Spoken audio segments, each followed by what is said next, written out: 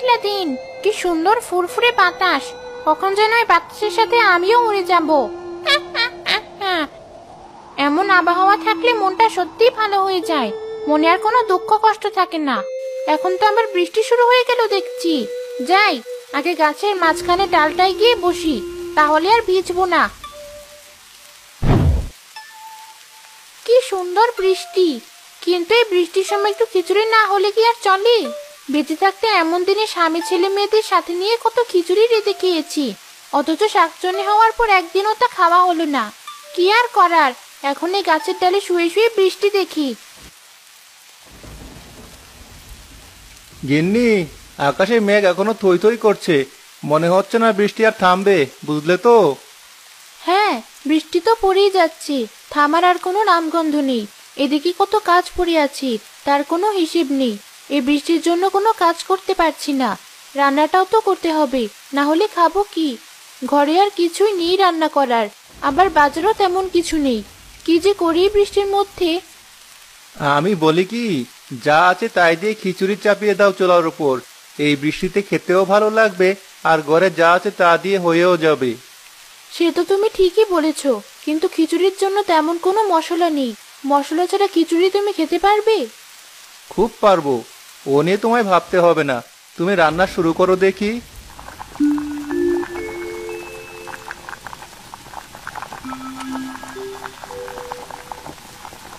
আরে বাহ, কি সুন্দর গন্ধ ছড়িয়েছে! তোমার হাতে রান্নার জবাব নেই। মশলা ছাড়াই কেমন সুন্দর গন্ধ ছড়িয়েছে দেখো। খিচুড়ি গন্ধে এই বৃষ্টি এখন আমার বেশ ভালো লাগছে। তোমার যত আজগুবি কথা।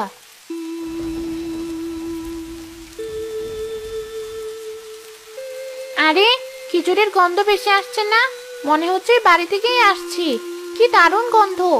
ওই বাড়িতেই যাই। মনটা এমনিতেই খিচুড়ি খিচুড়ি করছিল, তার মধ্যে আবার এমন গন্ধ নাকে এলে কি আর খিচুড়ি না খেয়ে থাকা যায়?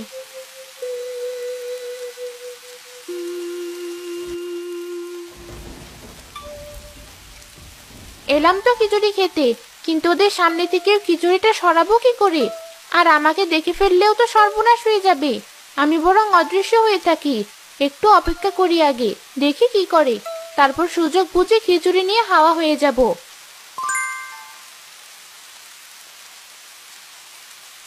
রান্না হয়ে গেছি, এই বৃষ্টিতে আর কলপাড়ে যেতে হবে না। বৃষ্টির পানি দিয়ে হাত মুখ ধুয়ে নিয়ে চলো, তারপর দুজন খাবো একসাথে। সেই ভালো, এসো তাহলে।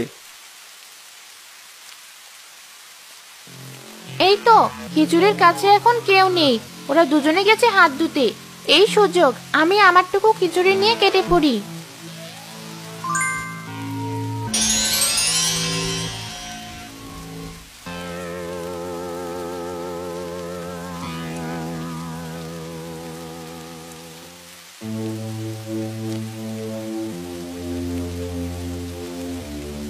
এ কি, হাড়িতে আর এটুকু খিচুড়ি কেন? বাকি খিচুড়ি কোথায় গেল? মাত্র রান্না শেষ করলাম। এই ঝড় বৃষ্টিতে তো বিড়াল কুকুরও আসার কথা নয়, আর এলেও এমন গরম খিচুড়ি খাবে কি করে? কি করে কি হলো কিছুই বুঝতে পারছি না। সে তো আমিও বুঝতে পারছি না। এখনো তো না ভেবে বাকি যেটুকু আছে দুজনে মিলে খেয়ে নেই চলো, না হলে পরে দেখা গেল একটুও কপালে জুটলো না, তখন আফসোসে শেষ থাকবে না। ঠিকই বলেছো।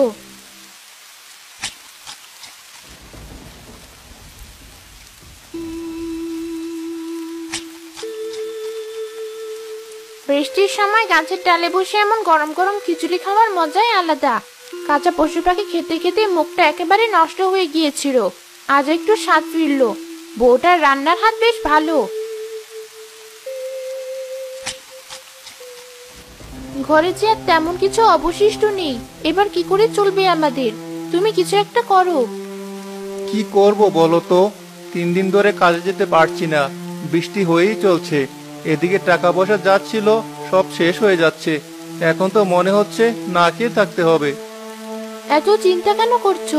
প্রতি বছর বর্ষা এলেই তো এমন হয়, দেখবে সব ঠিক হয়ে যাবে। তুমি এত চিন্তা করো না, ওপরওয়ালা ঠিক একটা না একটা ব্যবস্থা করে দেবেন। কবে আর ঠিক হবে? পরিশ্রম তো কতই করলাম, কোথায় আর ঠিক হচ্ছে? এই অতিবৃষ্টির কারণে যা ফসল লাগিয়েছিলাম সব নষ্ট হয়ে যাচ্ছে। আমার বাবা বলতো পরিশ্রমের ফল মিষ্টি হয়। তুমি এত ভেঙে পড়ো না, ঘরে একটু চা রয়েছে, তুমি বসো, আমি তোমার জন্য একটু চা বানিয়ে আনি।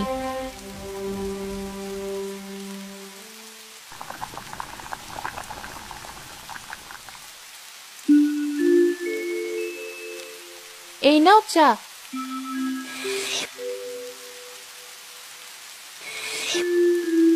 চাকে ছাতাটা নিয়ে একটু মোড়লের বাড়িতে গিয়ে দেখো কোনো কাজ পাওয়া যায় কিনা। হ্যাঁ তাই তো, আমার তো মনেই ছিল না। গিয়ে একবার দেখি কোনো কাজ পাওয়া যায় কিনা। যদি পাওয়া যায় তাহলে একটু চাল ডালের ব্যবস্থা তো হবে, এতে কয়েকদিন চলে যাবে আপাতত।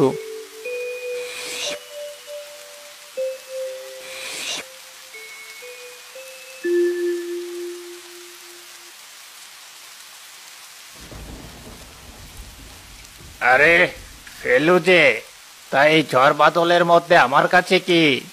এমনিতে তো টিকিটিও দেখা যায় না, আর এখন এমন বৃষ্টির মধ্যে এসেছিস যে? মোড়ল মশাই, বড্ড অসহায় হয়ে আপনার কাছে এসেছি।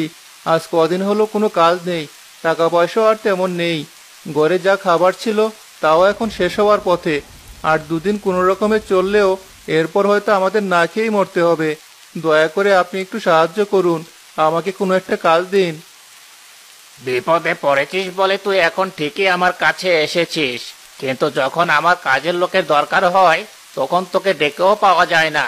তখন তোর বড্ড অহংকার হয়, তাই না? অহংকার নয় মোড়ল মশাই, আপনি যখন কাজে ডাকেন তখন আমার নিজের জমির কাজ থাকে, তাই আসতে পারি না। সেসব আমি কিছু জানি না। এখন আমার কাছে কোনো কাজ নেই। এই বৃষ্টিতে কি বা এমন কাজ থাকবে? কোনো কাজ নেই, তুই আর ঝামেলা করিস না।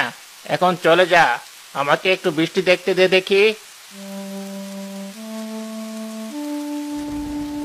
কত আশা নিয়ে এসেছিলাম, কিন্তু এখন খালি হাতেই ফিরে যেতে হচ্ছে। গিন্নিকে গিয়ে কি বলবো তাই ভাবছি। হে উপরওয়ালা, তুমি আমাদের রক্ষা করো। এভাবে বৃষ্টি হতে থাকলে আমরা তো মারা পড়বো। ফেলু, মনে হচ্ছে বাড়িতে কেউ নেই, আরেকবার ডেকে দেখি তো। ফেলু, এই ফেলু, কোথায় গেলি সব? তাড়াতাড়ি বের হ, এদিকে আমি তো কাক ভেজা হয়ে গেলাম। আরে বুড়িমা, আপনি ভেতরে আসুন তাড়াতাড়ি। এই নিন, শরীরটা একটু মুছে নিন, আর আমার এই শুকনো কাপড়টা পরে নিন, না হলে ঠান্ডা লেগে যাবে যে। এই পটলিটা আমার হাতে দিন। না না, এটা আমি তোর হাতে দিব না। আমার কাছে শুধু এটাই আছে, বাকি সবকিছু তো শেষ হয়ে গেছে। এটাই এখন আমার একমাত্র সম্বল। কেন, কি হয়েছে বুড়িমা? তুই তো জানিস নদীর পাড়ে বাড়ি ছিল আমার। এই অতিবৃষ্টিতে নদীতে ভাঙন ধরে গ্রামের প্রায় সব বাড়ি নদীতে চলে গেছে। আমার বাড়িটাও চলে গেছে, আমার আর কিচ্ছু নেই। কি বলছেন এসব? যা হওয়ার তা হয়ে গেছে, কিছু তো আর করার নেই। আপনিও তো চিন্তা করবেন না, এখন থেকে না হয় আপনি আমাদের সাথেই থাকবেন। তোরা ছাড়া আমার আর যাওয়ার জায়গায় বা কোথায় আছে, তাই তো চলে এলাম। ফেলুকে দেখছি না যে, সে কোথায় গেছে এই বৃষ্টিতে? এই তো বুড়িমা, আপনি আসার কিছু আগেই বের হলো মোড়লের বাড়িতে কোনো কাজের সন্ধানে। আজ 3 দিন হলো বাড়িতে বসে আছি, তাই কোনো কাজ পাওয়া যায় কিনা সেজন্যই গিয়েছি। দিন এনে যাদের দিন খেতে হয় তাদেরকে আর এভাবে চলে বলুন দেখি? ও আচ্ছা, তার মধ্যে আবার আমি চলে এলাম, তোদের অনেক বিপদে ফেলে দিলাম। ছি ছি, এসব কথা বলবেন না বুড়িমা। একসময় আপনি আমাদের অনেক উপকার করেছেন, তা তো আর আমরা ভুলতে পারি না।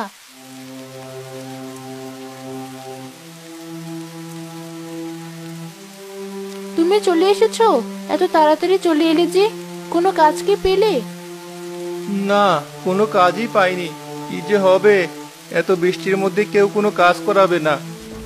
বুড়িমা এসেছে, কথা বলবে চলো। সে কখন থেকে তোমার জন্য অপেক্ষা করে বসে আছেন।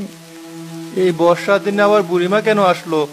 নিজেদের খাওয়ার কোনো পয়সা নেই, তাকে এখন কি খাওয়াবো আমরা? তুমি চুপ করো, বুড়িমা শুনে ফেলবে। উনি শখ করে আসেনি, কোনো উপায় না পেয়ে আমাদের কাছে এসেছেন। এখন আমাদের মুখ থেকে এমন একটা কথা শুনলে কষ্ট পাবেন। উনি খুবই অসহায় হয়ে পড়েছেন। কি এমন হয়েছে বুড়িমার? চলো গিয়ে শুনি আগে। বুড়িমা, তুমি এসেছো? আয় বাবা, আমি তোরই অপেক্ষা করছি। সে কখন এসেছি, তুই সবে এলি, আয় বস এখানে।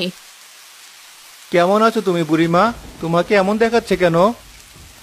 আমার যে সব শেষ হয়ে গেছে, আমার ঘর বাড়ির সবকিছু নদীতে চলে গেছে। আমি এখন ফকির হয়ে গেছি, আমার আর কিছুই নেই। এমন করে কেন বলছো? আমি তো সবসময় আছি তোমার পাশে। আমি যতদিন বেঁচে আছি তুমি আমার কাছেই থেকো।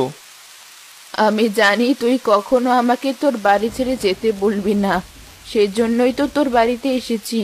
কিন্তু তোরও তো হাড়ির অবস্থা ভালো না। সে নিয়ে আপনি চিন্তা করবেন না বুড়িমা, আমরা যদি খেতে পারি তো আপনিও পারবেন।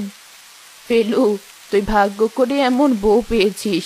এই যুগে এমন বউ কারো কপালে জোটে না। আমি দোয়া করি তোরা সারা জীবন সুখে শান্তিতে থাক। হ্যাঁ বুড়িমা।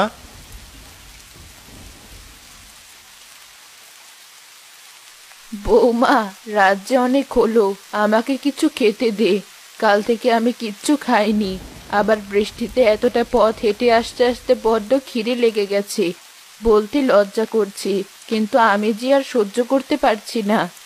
লজ্জা করবে কেন? এটা তো আপনারও বাড়ি। আসলে বুড়িমা, ঘরে তেমন কিছু নেই। যা ছিল সেসব দিয়ে খিচুড়ি চড়িয়ে দিয়েছি চুলায়। এই রান্না হয়ে গেল প্রায়। এখনই আপনাকে খেতে দিব। তাই তো বলি, এমন সুন্দর খিচুড়ির গন্ধ আসছে কোথা থেকে। এই বর্ষার দিনে বেশি করে ঝাল দিয়ে একটু খিচুড়ি হলে আর কিছু লাগে না। খুব ভালো করেছো।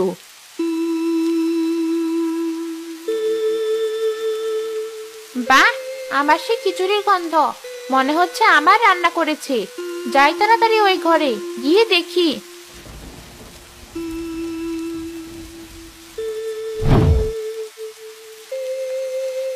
আরে সত্যিই তো, যা ভেবেছিলাম ঠিক তাই। এ বাড়িতে আবার খিচুড়ি রান্না হয়েছে। মনে হচ্ছে আমার আজকের রাতের খাবারটাও বেশ ভালো হবে। এ কি, এই বুড়ি আবার এলো কোথা থেকে? তখন তো ছিল না। এখন এভাবে জানালা দিয়ে কতক্ষণ দেখবো? খিচুড়ি নিয়ে যাওয়ার তো কোনো সুযোগই পাচ্ছি না। একজন গেলেও আরেকজন ঠিক বসে আছে। বৌমা, খিচুড়ি তো হয়ে গেছে। এবার চলো আমরা ঘরে গিয়ে বসি। খিচুড়ি চুলার উপরই থাক, নামিয়ে নিলে আবার ঠান্ডা হয়ে যাবে। তার থেকে এখানেই থাক। আমরা ঘরে গিয়ে বসি। ফেলু বাজার থেকে ফিরলে নামিয়ে নিয়ে গরম গরম খাওয়া যাবে। না না বুড়িমা, খিচুড়ি রেখে কোথাও যাব না। দুপুরে আপনি আসার আগে একবার খিচুড়ি রান্না করেছিলাম। আমরা একসাথে শুধু হাত ধুতে গিয়েছিলাম। এসে দেখি খিচুড়ি আর নেই। হাঁড়িতে একটু পড়েছিল, ওই দুজনে খেয়েছিলাম। বাকি খিচুড়ি যে কি হয়েছিল সে আমরা জানি না। তাই এখান থেকে সরা যাবে না। ও আসার আগ পর্যন্ত এখানেই বসে থাকতে হবে। বলিস কি, এ তো বড় সাংঘাতিক বিষয়। এখানেই তাহলে বসে থাকি দুজনে। ওর আসার সময় এমনিতেও হয়ে গেছে মনে হয়। একই জানায় পড়লাম, এমনিতেই বৃষ্টিতে ভিজে শাকচুন্নি থেকে কাক হয়ে যাচ্ছি। তারপর ওরা আবার বলছে এখান থেকে যাবে না। তাহলে আমি কি করে খিচুড়ি খাবো? আর কিছুক্ষণ অপেক্ষা করি তাহলে। ভালো কিছু খেতে হলে তো একটু সবুর করতেই হবে।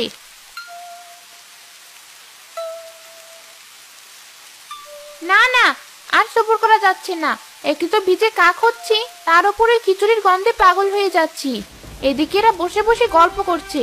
মনে হচ্ছে না আমাকে কোনো সুযোগ দিবে। পেয়েছি বুদ্ধি, আমি অদৃশ্য হয়ে ওদের সামনে দিয়ে খিচুড়ি নিয়ে আসবো। হি হি হি হি।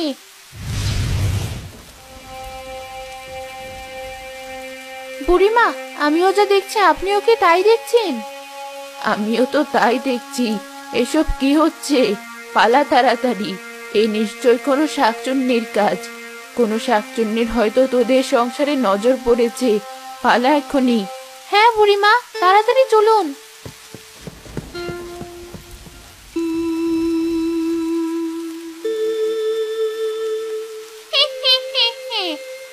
যাক, ভয় দেখিয়ে হলেও পুরো হাড়ি ধরে নিয়ে এসেছি। খেয়ে না হয় আবার হাড়ি দিয়ে আসবো। তারপর আবার রান্না করলে আবার গিয়ে নিয়ে আসবো।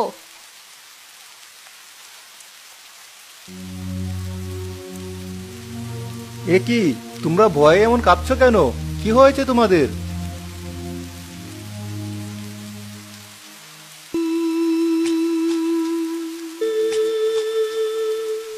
খাওয়াটা হয়ে গেল। বেশ একটা খাওয়া হয়েছে আজ। যাই, এই হাড়িটা এবার দিয়ে আসি।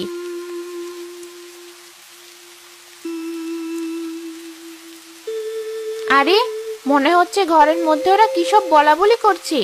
জানালা দিয়ে একটু শুনে দেখি তো। বলো কি গিন্নি, এবার কি হবে? আমরা তাহলে খাবো কি? আর তো ঘরে কিছু নেই, টাকা পয়সাও কিছু নেই। আমরা দুজন না হয় কোনো রকম চালিয়ে নেব পানি খেয়ে, কিন্তু বুড়িমা বয়স্ক মানুষ, ওনার কি হবে? আমিও তো সেটাই ভাবছি। এত ভাবিস না, এই পুটলিটা ধর, এটাই আমার শেষ সম্বল। তাই তখন তোকে এটা আমি ধরতেই দেইনি। এতে কিছু জমানো মোহর আছে, তুই এগুলো দিয়ে এখন চালিয়ে নে। তা হয় না বুড়িমা, তোমার এই শেষ সম্বল আমি এভাবে নিতে পারি না। তুমি এটা রাখো, আমি কিছু একটা ঠিক ব্যবস্থা করে নেব। আহারে, ওদের কত কষ্ট।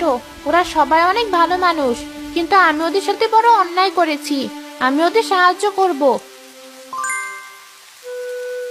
তোরা কোনো চিন্তা করিস না, আমি তোদের সাহায্য করব। কে কে কথা বলে? কে তুমি? তোমাকে তো দেখতে পাচ্ছি না, সামনে এসো। কে তুমি? এই যে, আমি শাকচুন্নি। আমাকে দেখে ভয় পাস না, আমি তোদের কোনো ক্ষতি করব না। তোদের খিচুড়ি আমি খেয়েছি, কিন্তু এখন বুঝতে পারছি আমি ভুল করেছি। আর তোরা অনেক ভালো মানুষ, তাই আমি তোদের সাহায্য করব। এই নে, এই জাদুর গড়া। এখান থেকে যত ইচ্ছে সোনার মোহর নিবি, এটা কখনো খালি হবে না। তবে আমার একটা শর্ত আছে। কি শর্ত? আমাকে প্রতিদিন খিচুড়ি রান্না করে খাওয়াতে হবে। তোর হাতের খিচুড়ি খেলে মনে হয় অমৃত খাচ্ছি। ঠিক আছে শাকচুন্নি, তাই হবে। এরপর ফেলু অনেক বড়লোক হয়ে যায়। তাদের তিনজনের কোনো দুঃখ থাকে না। আর শাকচুন্নিও প্রতিদিন মজা করে ফেলুর বউয়ের হাতের খিচুড়ি খায়।